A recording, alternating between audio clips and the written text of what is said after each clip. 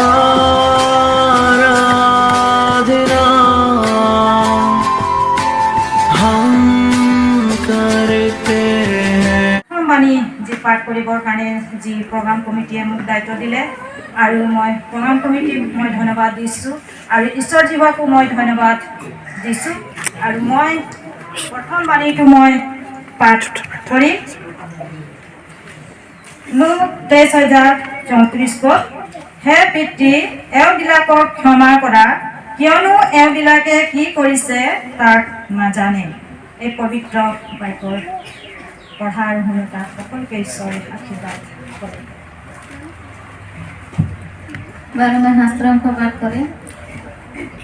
লোক 23:43 পদ।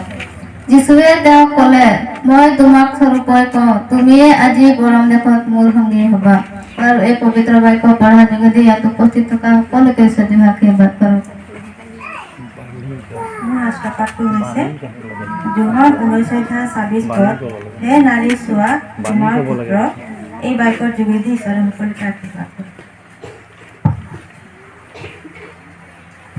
মই পাঠ কৰিম চতুৰ্থ বাণী মঠি 27:46 পদ।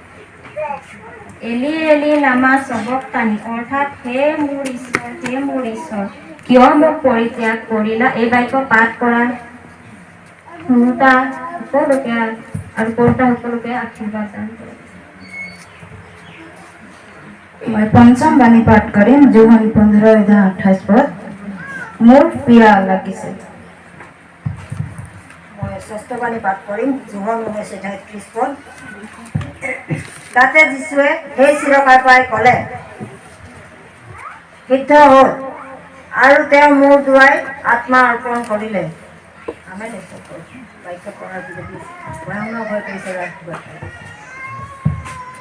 মই ষষ্ঠ বাণী পাঠ কৰিম লোক 23:47 পদ।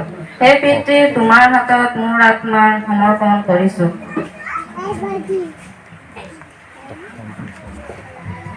এই বাইবেল পাঠৰ ওপৰত আশীৰ্বাদ প্ৰাৰ্থনা কৰিব শ্ৰীযুত পলচন হেঙা উপস্থিত আছে।